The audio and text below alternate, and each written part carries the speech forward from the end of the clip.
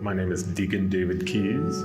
I am actually originally from Wisconsin. I've been in the diocese of Metuchen for almost 3 years, and I transferred from a different diocese in the state of Wisconsin, and my home parish is St. Magdalene de Pazzi in Flemington, New Jersey.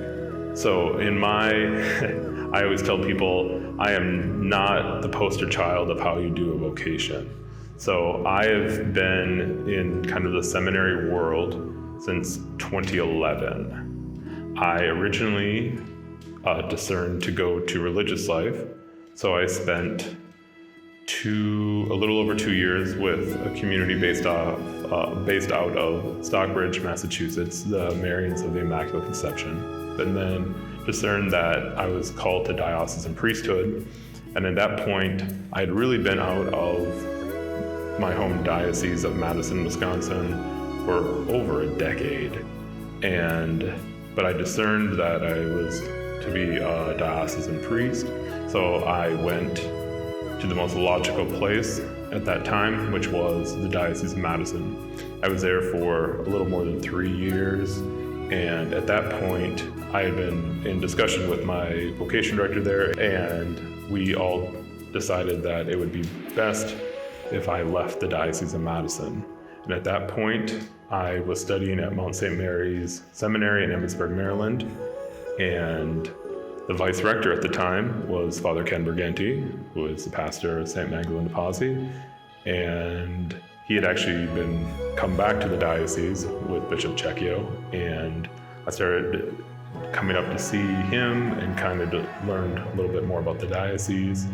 And with my spiritual director and the Diocese of Metuchen, I discerned that this was where God was calling me. And so I applied, I was accepted, and the rest is history.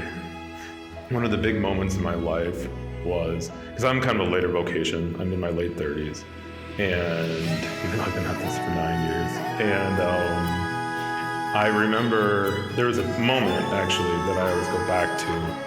A friend of mine who, when I was working professionally in Washington, D.C., had left to go join the Archdiocese of Chicago. And they all study at Mundelein Seminary, which is just north of the city of Chicago. And one night I had gone up there to have dinner with him and just catch up with him. I've known him for almost 20 years at this point. And he was there. We had a great time, good conversation. And when I was leaving, you have to go across a one-way bridge. It only can fit one car. And when I was going across that bridge, which you have to go to leave the seminary property, I could feel like hands on my chest like this. And it was coming from the outside. And in that moment, like internally, I heard a voice tell me that I was to be a priest. And anytime I was still for the next few days, I could feel that on my chest. And then it just stopped. And I've never felt it again. It's by far the most mystical experience, like actual, like tangible mystical experience I've ever had. It's scary, discerning. There's a lot of joy, a lot of sadness that you go through. I would say what scares a lot of guys and me, and thankfully I had a very good friend of mine at the time that we laugh about it now, but I used to call because a priest once told me, because one of the hardest things, especially for a man discerning the vocation, is the idea that you will not have a family, an earthly family, and that you need to mourn for the family you will not have. And that was hard, because I always wanted to have a lot of kids. I wanted a big family, and I had to let that all go. And that really trips up a lot of guys. And I would say, don't run from that fear, because I think that's when once you get past the kind of like initial excitement about being a priest, I think immediately you think about what you're giving up for Christ.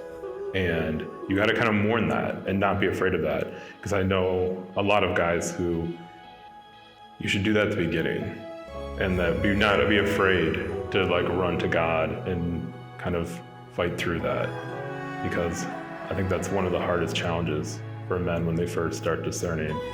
And also to understand that not everyone will be super excited about your vocation. My parents were not super excited, and I grew up in a Catholic household, very, very normal Catholic household. And yeah, that first year was hard. Thankfully, God will put the right people in your life when you need them. And I have some very, very good friends I made that around that same time when I started discerning that are still very, very close to me today, that really supported me through that beginning part of my discernment vocation call. The most important thing that I tell families this all the time, is the importance of reestablishing or building the domestic church, is praying with your children. And talking about vocations, like a lot of people always have this idea that you always have like the stereotypical grandmother forcing her grandson to be a priest. And maybe that happens some, I'm sure it does. But yeah, I really, that's one of my biggest things that I've seen, is that vocations are easy in families that pray together. And sadly, that's not that common. But I always say that that's like the first thing I talk about when people ask about vocations and everything. It's just like building the domestic church, because through a family that prays together, you'll have beautiful vocations in every kind of aspect. One of the huge benefits of my diaconate ordination on the Annunciation was the fact that kind of discernment stops when you're ordained a deacon. And so like I'm just following through what I've always felt. So I think it might be slightly more challenging if I wouldn't have been ordained, but I'm here, I've laid on the marble, and God has called me, and I just need to continue that, what I've always discerned and felt that I was called to. I don't know, I think there's a lot of peace that comes with orders. And I think for some of the other guys, especially somewhere in theology, I think that it's a lot harder for them, because they could still easily kind of walk away.